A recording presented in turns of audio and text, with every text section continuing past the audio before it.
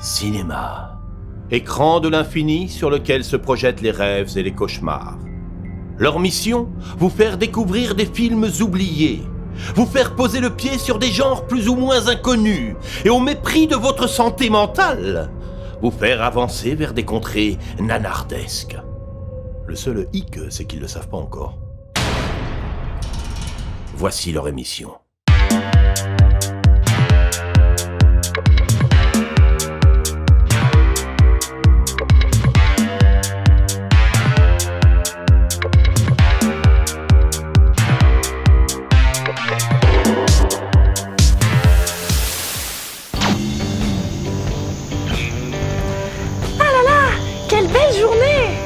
Cette voiture offerte par mes parents est si géniale!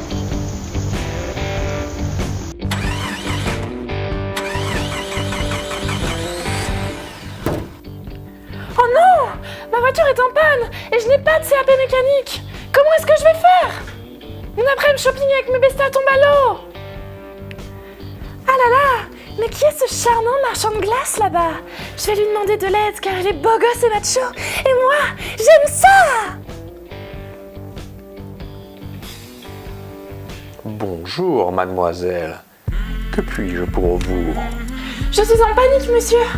Ma voiture est tombée en panne et je vais être en retard à mon rendez-vous. Pouvez-vous m'aider? Je crois bien que oui. Et voilà. C'est réparé. C'était pas grand-chose. Pour moi, vous avez fait beaucoup. Je ne sais pas comment vous remercier. Moi, j'ai ma petite idée. Vous prendrez bien 2 bonnes grosses boules de glace, non? Oh, même 4 si c'est possible. Vous le méritez tant. Bobby, prépare ton matos.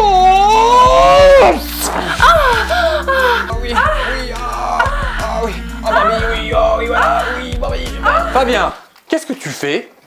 Rien Mathieu, je préparais le thème de l'émission, je révise. Et bienvenue dans cette nouvelle émission de VHS, la 21e. On est très content avec Mathieu de vous retrouver. Pour visionnage hautement subjectif, toujours dans un décor nouveau. Ah bon? Ah, quelque chose a changé. Et pas seulement les tasses. Ah bon? Moi je pensais que c'était nos tasses qui avaient changé. Et non, il se trouve que nous sommes plus au studio de Rezé maintenant. Nous sommes à Nantes. On est à Nantes. On ne vous dira pas où, c'est un secret. Ah non. Mais nous sommes à Nantes, effectivement, on a déménagé le studio. Dans un beau décor. Pour des raisons certaines. Un peu et sombre. voilà, donc on a un fond qui est nouveau, on est sur du noir, je sais pas si ça vous plaît, bon, en tout cas on est passé du côté obscur avec Mathieu. Mais voilà, vous voyez pas trop de différence, mais nous on est dans un local totalement différent. Nous sommes dans une salle obscure. Voilà, on a encore une régie encore meilleure, nos cadreurs sont encore plus au fond, mais on les voit toujours. Et ils sont très bien. Il y a Cécile qui est avec nous ce soir, donc voilà. Et oui, et aujourd'hui, on va parler d'un thème que j'attendais depuis un bout de temps, Mathieu. Oh N'est-ce oui. pas? Rappelez-vous, je pense que je vais mettre juste le replay de la fin de l'émission d'avant où j'étais très content d'être tombé sur ce thème, parce que ça fait plusieurs fois que ce thème je l'attendais, mais qu'un film dont je voulais parler voulait sortir de ma bouche, et enfin aujourd'hui je vais pouvoir. En tout cas, on va vous parler. Oh là là. Ouais, on va vous parler des films coquinous. Et oui. Voilà. Alors c'est pas du porno, même si ça va être des fois à la limite, mais pour nous Mathieu, pardon, c'est quoi le film coquinou? Eh bien, un film coquinou, c'est moi qui ai trouvé le terme, hein, oui, c'est vrai. J'assume. Au départ, c'est parce que justement, je voulais parler de cinéma pour adultes, pour papa et maman, mais c'est pour une émission à moi sur ma chaîne YouTube, et donc je voulais utiliser le terme film coquinou. Et toi, quand je t'avais parlé de ça, mais tu avais ri, tu étais heureux. on sentait qu'il voulait batifoler dans les champs tellement ça le transportait. À ce point-là? Ah oui, c'était beau. Et donc, le film coquinou, c'est un film qui parle de choses coquines, évidemment. Et de nous. Ah non, c'est pas ça. Oui, un petit peu quand même, parce que nous allons les voir. C'est vrai. Donc les films coquins, on essaye quand même de faire à ce que ce soit pas juste du porno, parce que malheureusement, ce genre de film, c'est souvent pas vraiment des films, puisqu'il n'y a pas d'histoire, il n'y a pas de personnage, il n'y a pas d'intérêt. Là, nous, ce qu'on veut, c'est quand même voir des films qui valent le coup d'être vus, malgré l'émission du mois dernier, où là, c'était des films qu'il ne fallait pas voir. Alors, j'avais peur pour le mois dernier pour des images un peu trop trash. C'est plutôt bien passé sur YouTube, j'ai l'impression. Là, je ne sais pas encore. En tout cas, si vous voyez des images de chats, de petits chats mignons, c'est parce que j'ai pas pu mettre des images comme je voulais. On te fait confiance. Donc ne vous inquiétez pas, si vous voyez des chats, ben voilà, ça vous fera plaisir. En tout cas, les films coquinous, on a aussi envie de les câliner comme les chats mignons. Les chats mignons. D'ailleurs, en parlant de chats, on va peut-être en parler d'une autre façon. Oula. Très bien. Et bah écoute Mathieu, belle définition comme d'habitude, et c'est parti pour commencer avec mon film. A tout de suite. La sélection de Fabien. Et c'est parti, on va parler enfin de ce film. Ça fait plusieurs fois que je l'amorce, que je fais des petits spoilers. Eh oui. Sur internet, vous connaissez sans doute le lapin taquin. Oui. Eh bien, il y avait une autre sale bête avant, c'était le chat coquin, Fritz the Cat. Fritz the Cat. Alors, Effectivement. Bon, petite anecdote, je suis obligé. C'est voilà. Bon, Raconte-nous ton ce enfance. film, c'est malheureusement, on va dire de façon assez surprenante, le premier film coquin, donc voire pornographique, comme vous allez pouvoir le découvrir, que j'ai vu quand j'étais jeune et à 8 ans. Ouh là là. Pourquoi ?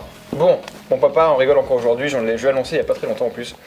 Mais mon père m'a formé à ma culture cinématographique en enregistrant des films constamment sur VHS, qu'il rangeait dans une bibliothèque qu'on avait accès avec mon frère.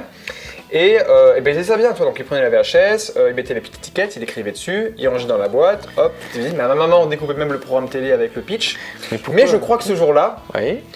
ils sont passés à côté de quelque chose. Parce que mon père a dit, ah c'est un dessin animé, on va l'enregistrer, ça va être cool. La Ma mère grande a fait, erreur. bien sûr.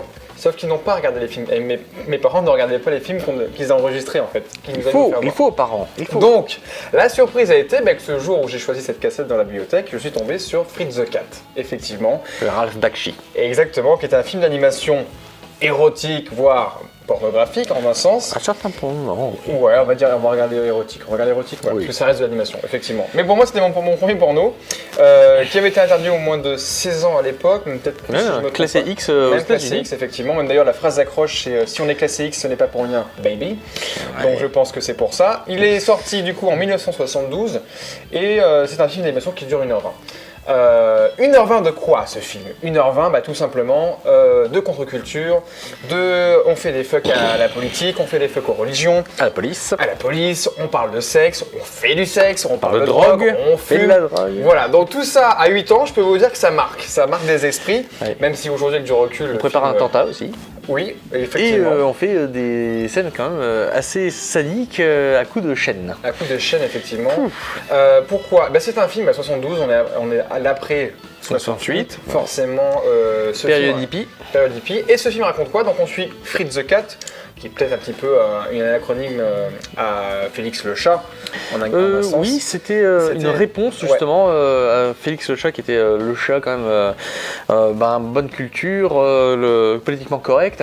Et donc Robert Crumb, un des chantres de la contre-culture des années 60, avait créé ce personnage amoral, immoral même, qui aimait bien partouzer, qui aimait bien utiliser la drogue. Donc pour crier le ras-le-bol du conservatisme. Et donc Ralph Bakshi, jeune animateur, a récupéré les droits pour faire une adaptation au cinéma. Ouais, au cinéma, mais plutôt Et libéré. ça s'est plus ou moins mal passé avec Robert Crumb, qui n'a pas apprécié la version Ralph Bakshi. Non, qui a tué d'ailleurs son personnage 2 ans après dans une de ses albums, et qui meurt planté par... je sais pas du nom, c'est tout à l'heure. Un pic à glace. Un pic à glace, voilà, soi-disant. Je crois Donc que ça prépare. Je me trompe ça pas. préparait Basic Instinct. Tout est lié. J'avoue. Que raconte Fritz the Cat au final ? Bon, la version courte, tout simplement, c'est un chat contestataire, étudiant, qui recherche le plaisir sexuel. Ça, c'est la version courte, on va dire. Ouais. La version longue, si on rentre un peu plus dans les détails, effectivement, on suit ces étudiants qui est perdu. On est après mai 68, il est complètement perdu, il n'a plus trop de repères, et il se retrouve à effectivement forniquer avec des animaux, avec des chattes, avec des renardes, avec tout plein d'autres animaux.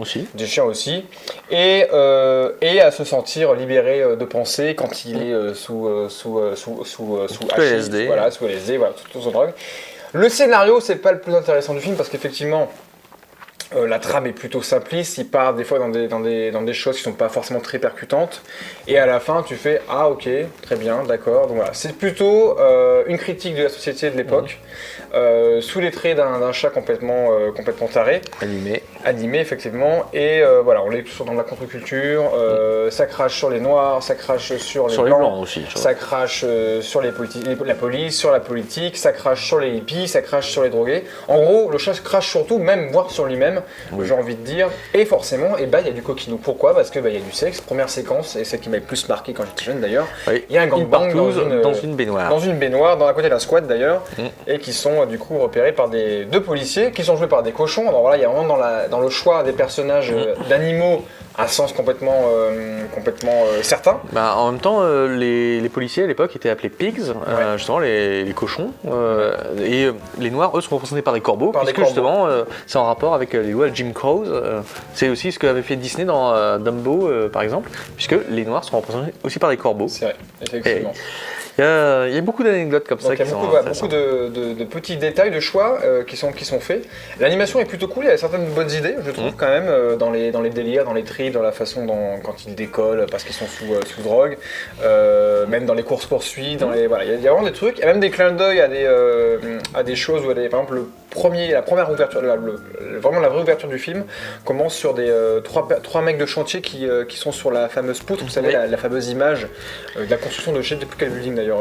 Je crois que c'est l'Empire State. C'est peut-être pour l'Empire State, voilà, la fameuse photo où il y a trois mecs de chantier qui sont postés à en train de déjeuner, à même le vide, et là voilà, ils partent sur cet effet-là, et après on part sur l'urine d'un des mecs de chantier, il y a le générique qui arrive, et on commence à être servi, quand on va être servi à la pisse. Voilà, c'est peut-être métaphoriquement ça. Bon bref, je parle beaucoup parce que ce film m'a marqué. Mathieu, c'est son traumatisme. Tu l'as découvert ? Moi je l'ai découvert parce que je connaissais de réputation, parce que je connaissais un petit peu le travail de Ralph Bakshi, qui a réalisé la première adaptation du Seigneur des Anneaux. Il devait le faire en deux parties, il a fait que la première partie parce que c'était jugé tellement pas bon que c'était refusé. Il a réalisé aussi Cool World avec Brad Pitt, qui d'ailleurs a été critiqué entre autres par le joueur du grenier, puisqu'il y a des jeux vidéo qui sont sortis dessus. Bakshi, en fait, on le reconnaît pour deux choses. C'est un maître de l'utilisation de la merde. De la merde. Non, il y a ça aussi parce que c'est son style. C'est de. Qu'est-ce que tu veux dire ? De la rotoscopie, voilà. Ah oui. Donc on filme d'abord une personne et ensuite on utilise ses mouvements pour faire le dessin dessus. C'est aussi ce qui était utilisé par Disney pour Blanche-Neige par exemple. C'est une technique qui n'a plus beaucoup été utilisée. Non. Parce que justement c'est assez contraignant sur beaucoup de points. Or, Fritz the Cat, c'est pas de la rotoscopie qu'il utilise la plupart du temps. Le film a les soucis de Bakshi, c'est-à-dire il va un petit peu dans tous les sens. Il n'a pas vraiment d'un intérêt à part au niveau justement de quelques délires. Et moi je me suis assez emmerdé parce que c'est aussi la vision, et là je crois que je vais rejoindre Robert Crumb là-dessus, c'est que c'est une vision très aseptisée de la contre-culture, c'est les côtés libéraux, libertaires qui sont appréciés, mais c'est pas la dérision qu'il pouvait y avoir dans le travail de Robert Crumb. Encore aujourd'hui, il est actif. Robert Crumb, c'était vraiment exploser tous les tabous au maximum. Ralph Bakshi, c'est malheureusement le bas niveau, c'est le bas du panier après moi j'ai pas lu la BD, donc effectivement ce que tu me dis, il faudra que je regarde pour voir le lien. Moi je connais que la version animée, du coup le dessin. D'ailleurs il y a eu si je me trompe pas, il y a eu une suite qui avait été plutôt décevante, encore plus que le premier. Ça, je ne connais pas. Hein, si, il y avait une suite qui avait très mal marché, je l'ai pas vu, mais je l'ai vu en recherchant sur les infos sur le film qu'il y avait eu une suite. Donc oui, effectivement peut-être qu'il manque un petit peu de... le film reste quand même subversif dans un sens. Je trouve que la façon dont... Le fait que ce soit subversif, c'est le propos mélangé à l'animé et avec des animaux qui, même s'ils disent pas merde ou qui montent pas leur bazar... Ils disent pas mal. Oui, mais peuvent être aimés dans le sens où ils ont pas des gueules... quand tu vois le dessin, tu te dis pas c'est un film porno. Oui. Tu te dis c'est un film pour les enfants. Ils ont pas des traits de personnages adultes, contrairement au fond. Donc pour moi, il reste quand même subversif dans son propos et dans sa façon dont on se fait avoir. Ou peut-être la façon dont les parents se font faire avoir en pensant que c'était un film pour les enfants. Donc voilà, aujourd'hui, il est pour moi aussi subversif que ce que peut être Sausage Party qui est sorti il y a 2 ans, dans le sens où ça reste effectivement arrondi sur les angles, mais le propos quand même tape dedans et il y a quelques scènes, faut pas la regarder. Voilà. Donc il reste quand même des séquences qui sont plutôt cool. Effectivement, là, pendant les images, vous ne verrez pas tout ce qu'on pourrait vous montrer, mais voilà. S'il y a des images de chatons, c'est normal, je vous ai dit, c'est parce que je peux pas les mettre comme je veux et parce que c'est peut-être un petit peu trop osé. Petite anecdote parente aussi, le rôle principal est tenu par Roger Carrel. Oui. Donc regardez-le en français. Voilà. J'ai pas vu la version originale, mais le français est quand même bien doublé. Les voix sont bien choisies. Donc Roger Carrel, vous le connaissez sous le nom d'Astérix, sous le nom de Porcinet, sous le nom de Winnie l'ourson. Voilà. Donc vous entendez la voix d'Astérix sur un chat qui a envie de se taper tout le monde, c'est plutôt marrant. Qui dit des gros mots. Ouais. Qui est pas facile à trouver, et d'ailleurs, si l'un de vous, là chez vous, là, je vous l'achète, je vous le prends, je vous l'échange même, je ne le trouve nulle part en format physique, à part sur internet ou en streaming. En format physique, si j'ai trouvé la BO vinyle il y a un mois, alors quand je l'ai vu, je le prends, même si la BO n'est pas extraordinaire, mais ça me rappelle les souvenirs. Qu'est-ce mais que je c'est ne le d'avoir trouve été pas en physique, traumatisé? donc si vous l'avez ou si vous savez où le trouver, je suis preneur, vous laissez un commentaire, et puis on s'arrangera, j'ai envie de retrouver ce film. Traumatisme. Ouais, mais ça en vient anecdotique, ça en vient nostalgique, et que ça en vient un petit coup de cœur de l'enfance. C'est marrant. Bref, on va parler de Néné encore plus avec le film qui arrive maintenant, dans quelques secondes, c'est le film de Mathieu. La sélection de Mathieu. Et voilà Mathieu, c'est au moment de ton film. C'est mon film. Alors moi j'ai choisi un petit peu spécialement parce que c'est un film d'une auteure que j'apprécie pour ses qualités et ses défauts aussi, et dont je voulais faire un petit éloge. Ce film, c'est Le Baiser de Ovidie, son vrai nom Héloïse Becht, si Internet dit la vérité. Donc un film avec Tiffany Doll, Rico Simons, Madison Young.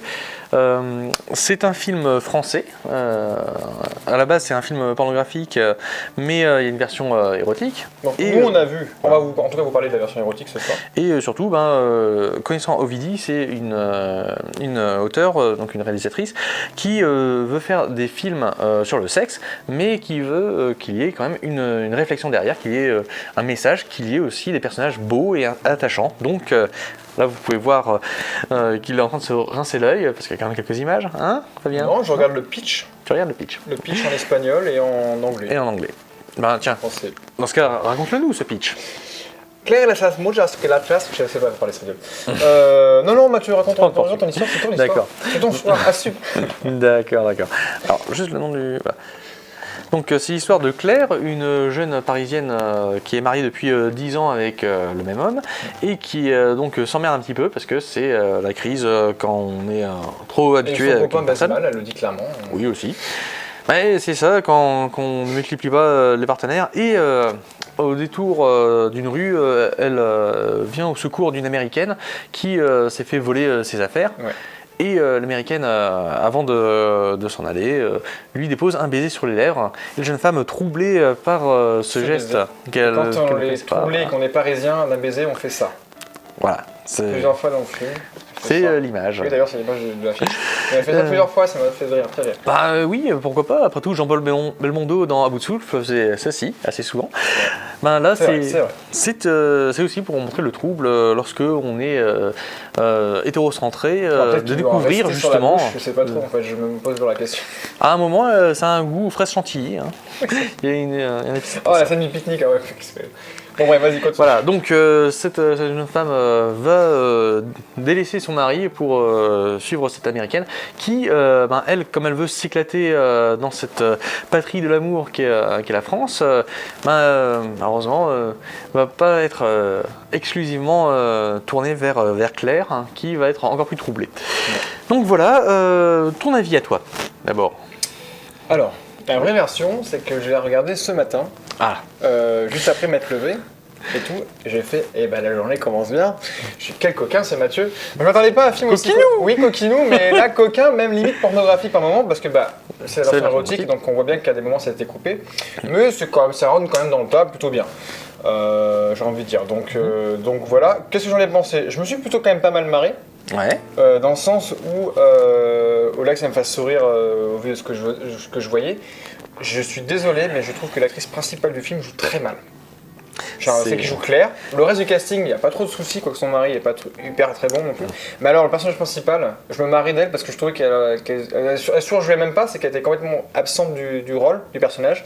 Et pourtant. Et qu'elle joue mal. Alors, je ne sais pas si c'est juste ma vision. Voilà. Le casting, dans l'idée, est plutôt cool. Effectivement, on a choisi des personnes plutôt bien gaulées, on est d'accord. Autant les filles que les garçons, dans un sens, même s'il y en a un qui aurait pu se raser le sourcil. Je n'ai pas compris pourquoi cette direction artistique. Mais mais qu'est-ce qu'on en a pensé? Je me suis bien marré. Après, le scénario est très très très très léger. C'est tient sur une phrase. Pas vraiment, non. Il y a quand même quelques... Bon, je vais y rebondir dessus. Et après, parce que moi j'ai ressenti, je connaissais pas forcément la réalisatrice, donc effectivement je m'en suis renseigné par rapport à ce que tu disais, j'ai compris un peu plus pourquoi.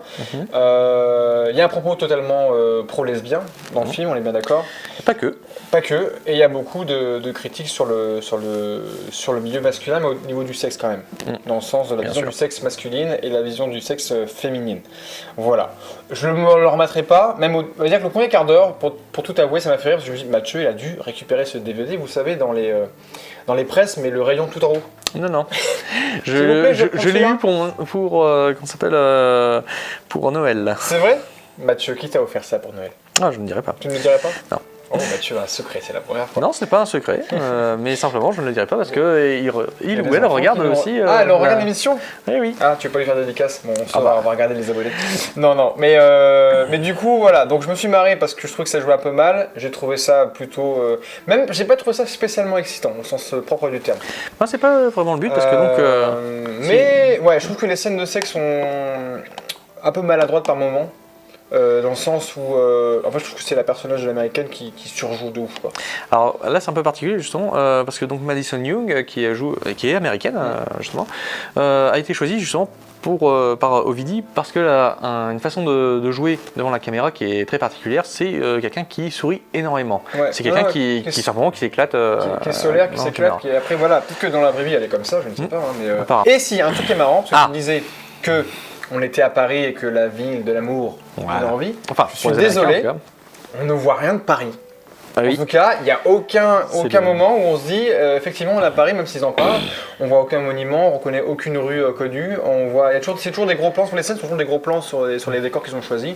La petite maison de vacances, le parc pour le pique-nique, même l'appartement parisien n'a rien d'un appartement qui pourrait être typiquement parisien. Oui. Je trouve que c'est marrant parce que du coup, on ne se sent pas à Paris en fait. Oui, mais c'est un peu le souci, malheureusement, parce que c'est un très petit budget, il faut reconnaître.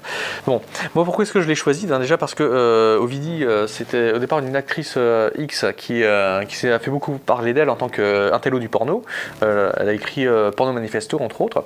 Elle a été actrice porno, du coup? Elle était actrice porno, elle a commencé comme ça, elle est devenue réalisatrice. Et justement, moi, j'ai entendu parler d'elle parce qu'elle passait aussi au JT de temps en temps. Justement parce que c'était le moment du bouleversement du porno. On passait avec Internet, il y avait beaucoup de changements. Et donc là-dessus, c'est quelqu'un qui voulait mettre une voix particulière, une façon de filmer, de filmer les femmes en particulier, parce que c'est une figure féministe, pro-sexe, qui voulait montrer une facette heureuse de la sexualité féminine. Moi, j'avais des personnes que je connais, je ne cite pas de nom encore une fois, qui regardaient sur Canal+, le porno du mois, et surtout qui appréciaient bien justement les films d'Ovidie, parce que... C'est ton frère. Non, c'est pas lui. Mais enfin bref, donc ils m'ont dit que ce qu'ils appréciaient, c'est que justement, comme réalisatrice, les femmes n'étaient pas traitées de salopes. Et ça leur plaisait beaucoup, parce que justement, on peut aimer regarder des films. Elles sont pas vulgaires. Voilà, si on peut retenir dans le film, effectivement, il n'y a pas le côté vulgaire du porno. Il y a l'acte, effectivement, sexuel, un peu plus. Il y a de la tendresse. Il y a de la tendresse, mais c'est vrai, effectivement, c'est un bon point, mais qu'on l'oublie souvent, et c'est vrai qu'il n'y a pas ce côté vulgaire. On va voir dans un autre film de charme sur TMC. C'est avec des personnages justement qui aiment. Alors, et c'est là par contre que je vais faire une petite remarque, c'est le souci que j'ai avec Ovidie, c'est que ces personnages sont souvent mal écrits. En particulier, moi, il y a une scène qui m'a fait sortir du film où j'ai dit non, là, tu t'es perdu dans ton propos, Ovidie. C'est la scène où donc le personnage joué par Tiffany Doll, donc Claire. Et fâché de voir que le personnage de Madison Young aime bien coucher à droite et à gauche, parce qu'elle voudrait être plus chouchoutée, et Madison Young, plutôt que de répondre aux besoins simplement affectifs de Claire, la manipule, élude la question et la baise, tout simplement. Si bien que là, je me suis dit, ok, le personnage de Madison n'aime pas le personnage de Claire, elle veut simplement jouer avec, et donc il y a la scène de fin, je vous spoil un petit peu, mais on comprend qu'en fait, l'américaine a décidé de renoncer, de rentrer en Amérique pour rester à Paris. Ben, c'est pas très clair parce que justement, c'est pas très clair. Normal, c'est Madison. Parce que justement, on n'a pas établi à la base que justement il y avait une vraie affection entre ces deux personnages. On suggère que Madison reste. Ouais. Ça laisse quand même un doute. Moi je savais pas, tu vois, je dis est-ce que c'est Madison qui revient? Est-ce que c'est elle recroise son mari et que du coup elle lui pardonne? J'ai pensé ça aussi. Voilà, il y a rien qui est clair donc. Mais en fait là où il y a rien qui est précis. Voilà, du coup voilà, la fin est plutôt décevante effectivement. Mais c'est surtout parce que c'était mal amené. Ouais. Ensuite, est-ce que le film lui-même est mauvais? Personnellement, je trouve que non. Le souci avec ce film-là, c'est donc un souci d'écriture. Mais sinon, tout le reste, en fait, montre que justement, Ovidie est une voix importante, originale, dans le milieu aussi bien du film en général, du film dramatique, que du film pornographique, ou érotique, pour sa version érotique. Donc c'est franchement quelqu'un qu'il faut suivre, à mon avis, qui mérite de parler, qui a des choses à dire. Et donc ce film-là en était une illustration. Donc c'est pas son meilleur film, mais c'est pas un film dont elle puisse avoir honte. Au contraire, je pense que c'est ce genre de film que l'on peut recommander justement là aussi si vous êtes adulte, si vous appréciez quand même de voir ce genre d'histoire. N'hésitez pas. Très bien. Voilà, et écoutez, deux films qu'on vous conseille quand même à jeter un coup d'œil. Le baiser pour les adultes, Fritz the Cat pour les enfants. Non, je déconne. Mais en tout cas, deux films qui peuvent vous intéresser, en tout cas, qui sont pas très connus, en tout cas. Et on est là pour vous les faire découvrir, comme d'habitude. Bon, tu parlais de Perchman, de percher. Voilà. Je pense qu'il serait maintenant intéressant d'aller percher notre invité du jour. Oh là là, je sens qu'il y a quelque chose sous ce terme. Tu es sûr? Je pense que c'est une histoire de son. On va savoir ça. Je n'entends pas de cette oreille. On va savoir ça tout de suite. On se retrouve tout de suite avec l'invité du jour. L'invité du jour. Et nous voici avec notre invité du mois, notre invité du jour, à savoir Vincent Piot. On est très content de t'avoir avec nous. Sois bienvenu. Merci Fabien, merci Mathieu. Bienvenue. Alors, c'est pas toujours facile d'avoir des gens qui font partie, qui tournent des films ou qui font partie de projets cinématographiques, qui sont en coulisses. On a eu beaucoup de réalisateurs, c'est vrai. Oui. On a eu une maquilleuse aussi cette année. Et pour une fois, on a réussi à choper quelqu'un qui est en coulisses aussi. Alors, depuis 2015, on se retrouve sur plein de projets. Vincent, des projets cinématographiques de la région nantaise, dans des courts-métrages, des web-séries. Alors tu n'es pas devant la caméra comme je disais, mais tu es très proche des comédiens. Tu ne dis pas de répliques, mais tu les entends très bien. Tu es un peu un homme de l'ombre, qui plus est, perché. Un petit peu, ouais. Un perchman. Tout à fait. Et voilà, Vincent est perchman. Le nouveau super-héros, celui qui entend tout et qui dit quand c'est bon, quand la prise est bonne. Voilà, et pour moi c'est un métier qui est pas assez mis en avant, même dans les making-of de films qu'on peut voir vraiment au cinéma ou autre. C'est vrai que c'est un métier qui est pas souvent mis en avant, parce que le son dans le cinéma c'est ultra important. J'ai envie de dire, vaut mieux avoir une image un peu plus dégueulasse et un très bon son qu'avoir une image très très belle et un mauvais son, parce que tu n'auras pas envie de regarder le film, je pense. C'est ce que donnent comme conseil les youtubeurs. Les youtubeurs, les influenceurs de Mathieu, c'est ça? Non, les youtubeurs. Mais enfin bref, qui sait si ça ne va pas changer. Mais en tout cas pour l'instant, c'est à toi, Perchman, depuis donc 3 ans, que nous allons poser la question.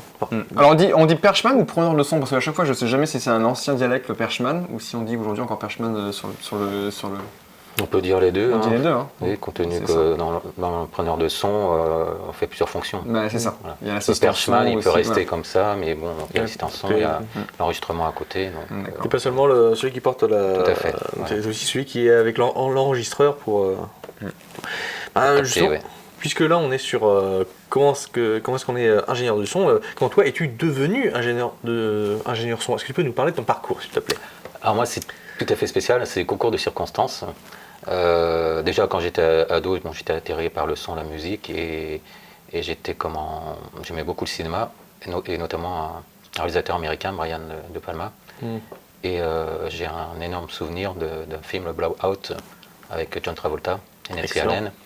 Et ça m'a toujours trotté dans la tête, cette idée de prise de son dans les bois ou autre. Il y a un événement qui surgit. Et je me rappelle à l'époque, je m'étais acheté un mini magnétophone avec des mini cassettes, petit micro déjà pour faire des tentatives. Et beaucoup plus tard, quelques années après que je suis arrivé sur Nantes, je me suis mis au théâtre. Et puis j'ai rencontré après des personnes du milieu. Je suis allé voir un ami qui était sur un tournage. Et là, en discutant, on m'a proposé d'assister éventuellement plus tard à un petit tournage. Et j'ai rencontré comme ça l'équipe de Joli Môme, Caroline Pitisson-K, qui m'a proposé d'être dans un petit clip juste figurant pour une émission. Et mon rôle dans ce petit clip, c'était de Perchman. Donc tu as joué un Perchman avant d'être Perchman? Voilà, en fait, 1 ou 2 mois avant. Mais c'est textuel. T'as vu ça? Et elle m'a rappelé donc pour me proposer d'assister Xavier Plouchard, qui est donc un ingénieur du son, sound designer sur Nantes. Et donc l'été 2015, je suis parti sur une semaine de tournage sur Nantes à l'assister, et c'était une expérience vraiment formidable, quoi. Donc c'était sur quel film du coup? Donc sur les 5 épisodes de Maman Solo. D'accord. Produit donc par Joli Môme. Voilà. Et donc du coup je gérais le magnétophone, l'enregistreur, les micros, donc j'étais très proche des comédiens parce qu'il fallait voir avec tous les micros-cravates aussi. Et puis après j'ai pu utiliser la perche, on s'est relayé, et c'était une semaine vraiment très intensive et formidable. Donc c'est une de mes premières expériences qui s'est renouvelée quelques semaines plus tard sur un autre court-métrage à la demande de Xavier, puisqu'on avait bien travaillé ensemble. Donc franchement, c'était... Donc il y avait un bon feeling sur le... Voilà. Bah, c'est bien, c'est important. Hein. Tout à fait. Il faut se sentir bien en tournage et entre les membres de l'équipe, quoi. Et j'ai pu aussi, entre les deux, participer à un petit reportage à la Web Expo. La préparation du tournage aussi de l'émission Le Club du Short avec les animateurs. Voilà. Donc ça a enclenché les débuts, et lors de quelques soirées, j'ai rencontré d'autres personnes, des jeunes qui avaient besoin d'un preneur de son, et ça s'est enchaîné comme ça, assez rapidement. Là, justement, moi je voudrais t'interroger sur justement ton équipement, parce que bon, on a tous l'image pour le cinéma de la caméra, avec les bobines, maintenant le cinéma numérique, mais justement, ton équipement, est-ce que tu peux nous dire ce que tu utilises, quelles sont les performances, quel est le prix à peu près pour bien s'équiper en son, une évaluation? Donc j'ai vu un petit peu sur le terrain ce qu'on utilisait et les performances. Donc moi j'ai tout de suite aimé la gamme du Zoom H6 qui permet beaucoup plus de performance que les versions précédentes. Il y a plus de branchements, c'est très facile d'utilisation. Donc le Zoom, c'est pour que ça soit clair pour les gens, c'est l'enregistreur en tant que tel. Voilà. Un petit appareil très compact mais très pratique. Donc dessus on peut mettre au moins 5 micros. Donc autant des micro-cravates sur les comédiens directement qu'une perche. Tout à fait. Pour le son ambiance générale. Alors que sur un Zoom, donc un enregistreur plutôt semi-professionnel, comme le H4, comme le H4 Rennes, là c'est seulement deux prises fantômes maximum. C'est assez limité. C'est vrai. Donc là c'est vraiment quelque chose de plus polyvalent. Voilà, donc valait mieux que je parte directement sur le premier outil que je vais utiliser et que je trouvais vraiment performant. Ensuite, il faut avoir le micro qui va avec, parce que j'ai vu sur certains tournages des mauvais retours, parce que le matériel était insuffisant, et notamment le micro. Peut-être pas réfléchi aussi, parce que sur les micros perches, moi je me rappelle qu'on avait vu en cours, donc il y a les micros cardioïdes qui prennent la cible, qui captent le son tout à fait. Vraiment en ligne droite, et puis après on a celui, alors comment il s'appelle, je sais plus. Il y a le semi. Le semi-cardioïde, et ceux qui prennent. Hypercardioïde. T'as meilleur avec moi, Mathieu. Voilà. Et aussi, je crois que c'était plume, non, pinceau. Les micro-pinceaux qui, eux, alors c'est hyper une ligne droite. D'accord. Et par contre, attention parce qu'il prend aussi à l'arrière. D'accord. C'était un truc que je n'arrivais pas à comprendre comment ça fonctionnait. D'accord. Donc toi, tu es plutôt équipé duquel du coup? J'ai pris le Rode NTG2, qui est un très bon classique, qui permet donc de bien pas zoomer, mais de bien percher vers les acteurs qu'on souhaite. Il y a de très bonnes performances. C'est vrai qu'il manque que j'ai pas dans mon matériel le micro-cravate, que je trouve quand même assez indispensable. On a beaucoup de dialogues dans les films. C'est de plus en plus utilisé, j'ai l'impression même le duo entre la perche, qui reste la main d'œuvre maître du tournage, mais le perchman ne peut pas non plus avoir accès à tout, surtout quand il y a beaucoup de mobilité de caméra, qu'il y a beaucoup de choses et qu'il faut rester caché. Et notamment dans les films, les faux raccords, on voit toujours, il y a toujours cette histoire, on voit la perche, oui, mais c'est un métier qui est compliqué. Hein. C'est toi. Non, c'est pas toujours toi, c'est pas vrai. Mais par contre, il faut faire attention aussi, le micro-cravate, ça marche bien avec justement quand on a un petit émetteur-récepteur.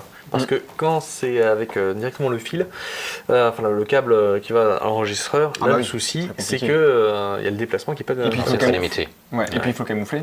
Voilà, nous, vous voyez nos micro-cravates sur chacun de nous. Mais nous, on n'a pas honte, on se montre. On se montre. Il n'y a pas de souci, on peut faire avec les fils ici, puisque ça peut descendre par derrière, il n'y a pas de problème. Voilà, vous verrez le nombre de fils qu'il y a par terre, là, sur le tournage déjà. Tant que ça, on serait perdu. C'est un petit peu plus... Un vrai labyrinthe. Voilà.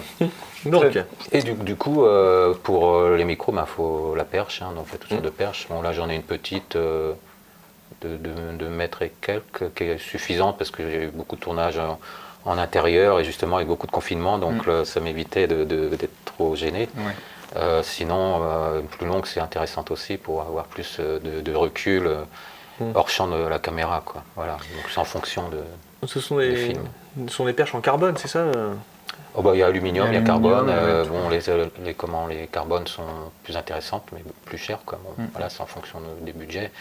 Mais de toute façon, le perchman doit être très attentif à ses mouvements et éviter donc de bouger, de donner des coups dans ses instruments. Oui, puis sur le son, d'embrasser le son, de faire des gestes qui... Et au niveau des câbles, il faut être hyper vigilant parce que le moindre claquement... sur la perche est ressenti sur l'enregistreur. Donc voilà, c'est des petites choses basiques mais hyper importantes. Et c'est un métier qui reste quand même physique, on a beau oublier. Tout à fait. En partie, si on n'a pas les bons réflexes au début, en tout cas, c'est toujours une position, une façon de se mettre pour être plus endurant, on va dire, mais ça reste un métier quand même physique. Moi, je me rappelle quand on faisait en tournage en école, c'était pas le rôle qu'on voulait faire tout de suite en termes de durabilité. Parce qu'il y a des petites séquences, chrono 1 minute, ça va, mais quand le réalisateur oublie de te dire qu'il part sur 10 minutes, pour une séquence de 10 minutes, t'es pas en position, là c'est chaud. Ouais, c'est chaud. Ouais. J'ai eu toutes sortes de cas. Parce que justement, on parle au cinéma des mécaniques, des mouvements techniques, des caméras, et puis les perchemans, c'est à ce moment-là qu'il faut qu'ils calculent en fait aussi leur déplacement, leur façon de gérer le son, et c'est vrai que les mécaniques sont importantes pour ça. Des fois, c'est hyper important pour tous les techniciens de savoir où est-ce qu'ils vont se mettre. Et justement, vous êtes obligé de naviguer entre les lumières, les caméras, et peut-être un peu le troisième poste technique qui doit gérer son déplacement, quoi. C'est ça. Bon, tu nous as parlé tout à l'heure des films de Brian De Palma, qui t'ont beaucoup marqué. Est-ce que tu as d'autres influences à nous citer, ou que ce soit anciennes ou très récentes, je ne sais pas. Quelles sont tes influences en termes de cinéma au sens large, là, toi, en termes de cinéphile? Cinéphile, sinon moi j'étais plus branché à l'adolescence sur les ciné-clubs à l'époque France 2 et FR3, donc un le vendredi soir, l'autre tard le dimanche, qui m'ont permis de découvrir tous les anciens films en noir et blanc, donc français, américains, des cycles entiers sur des réalisateurs. Et voilà, j'étais plus branché là-dessus pour découvrir Louis Jouvet en tant que comédien et puis tous ses élèves, par exemple d'entrée des artistes, qu'elle reflète son métier. Quoi.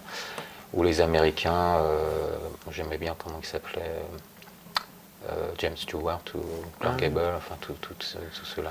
Et tu regardais aussi Cinéma de quartier de Jean-Pierre Dionnet sur Canal+. C'était beaucoup plus tard. Ah d'accord. Alors, il devait se coucher. Voilà. Proposé. Comme les films qu'on a parlé tout à l'heure, on était couchés avant, Mathieu. Voilà. On avait le décodeur pirate, mais on n'avait pas le droit de l'utiliser.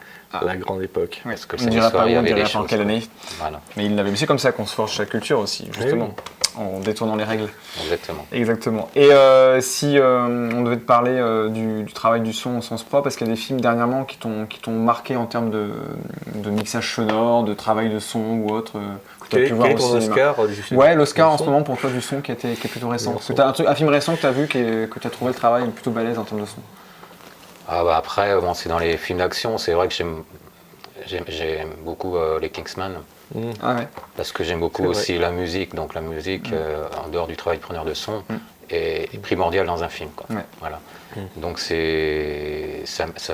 donne un rythme formidable, quoi. Donc, je suis resté un petit peu là-dessus, aussi dans des films plus classiques, quoi, mais j'ai besoin qu'il y ait une pêche au niveau du son derrière. Est-ce que tu as du coup des futurs projets qui vont arriver prochainement ou l'année prochaine? Je ne sais pas quels sont tes programmes cinématographiques. Pour le moment, je n'ai J'en ai pas de prévu, hein. J'en ai refusé quelques-uns parce que j'avais pas. On jongle entre ce travail-là et puis le travail, on va dire. Donc j'avais pas de temps disponible. Il y avait 2 projets intéressants ces derniers temps pour les 48 heures sur Nantes. Hein. Donc j'étais sollicité 2 fois, mais j'avais d'autres priorités. Mais bon, je pense que les prochaines, j'aurai l'occasion d'en faire quelques-uns. Je pense assez vivants. Voilà. Cool. Donc c'est maintenant le temps de prendre son téléphone, d'appeler. On mettra le numéro de Vincent dans le Et là, il sera sollicité. Voilà. En tout cas, si vous avez besoin d'un perchman, d'un assistant son, on vous le conseille. Et, on est très content de t'avoir mis en lumière pour une fois, même si c'était pas facile. On est d'accord. Mais il nous reste encore une dernière question. La question qui pour moi est importante parce que voilà, peut-être ceux qui nous suivent, il y a des jeunes cinéastes et peut-être des jeunes preneurs de son. Et toi, si tu avais des conseils à donner à des jeunes qui veulent démarrer ou qui démarrent juste, quelles sont pour toi les qualités qu'on doit avoir pour être un bon preneur de son, en tout cas à quoi il faut faire attention? Eh ben, faut avoir une certaine zénitude, beaucoup de tranquillité, hein, parce que faut nourrir sa patience. Comme je disais tout à l'heure, on est sur un plateau, donc faut attendre qu'on nous sollicite, attendre entre les prises, les changements de plan de caméra. Donc il faut rester tranquille à ce niveau-là. C'est une très bonne qualité. Faut avoir du répondant, surtout quand on est jeune aussi. Pas se laisser marcher sur les pieds parce que justement le preneur de son, il a son rôle et son mot à dire. C'est très important aussi. Donc on ne va pas le laisser sur la touche parce que au final le réalisateur il va se retrouver un petit peu embêté avec son monteur s'il n'a pas ce qu'il faut en son. Donc il faut le laisser s'exprimer en temps et en heure sur le plateau. Voilà. C'est pas pour gêner le tournage, c'est que lui aussi il peut intervenir si ça va pas bien. C'est une partie importante. Donc il faut rester tranquille mais savoir avoir du répondant aussi. Quand on est preneur de son, donc on peut interrompre une prise pour dire celle-là, c'est pas bon. Voilà. Parce que c'est audio, visuel. Oui. Et on oublie l'audio, effectivement, souvent. Et bien merci en tout cas Vincent d'avoir été avec nous, ça fait un plaisir de questionner, j'ai envie de dire. Pour moi aussi. Et on est très contents. Et si tu nous suis un petit peu, si tu regardes l'émission, tu sais qu'à la fin de l'émission, on va toujours piocher le thème du mois suivant. Voilà, on a parlé de films plutôt coquinous. Cette fois-ci, c'est bizarre, hein, ça a changé ce thème. C'est un thème que tu attendais depuis longtemps. En tout cas, de parler de ton anecdote que vous avez entendue tout à l'heure. Et là, du coup, on va piocher le thème du mois suivant, toujours. Et on a changé de studio, mais on a toujours encore les vrais accessoires de l'époque, les mêmes. On a juste volé nos tasses. On a perdu nos tasses. Voici donc le chapeau du futur. Voilà, tu en choisis un au pif. Et attention. C'est le film Inconnu. Le film Inconnu. Inconnu, alors ça va être un thème très difficile.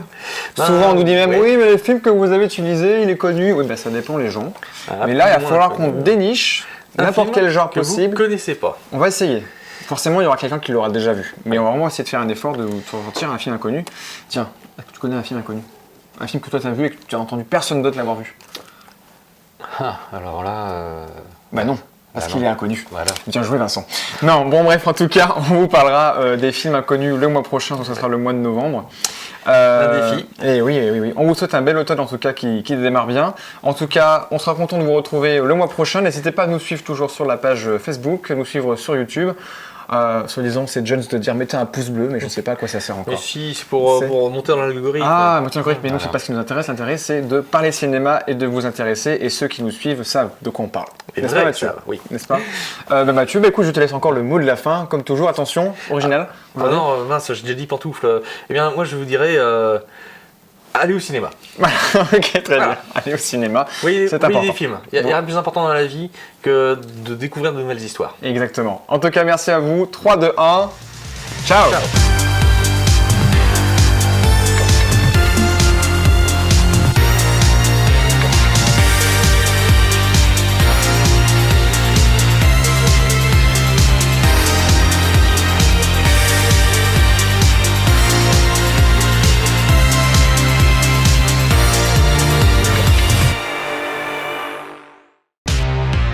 VHS, visionnage hautement subjectif.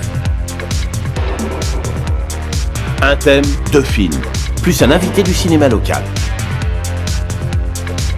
L'émission des films plus ou moins connus.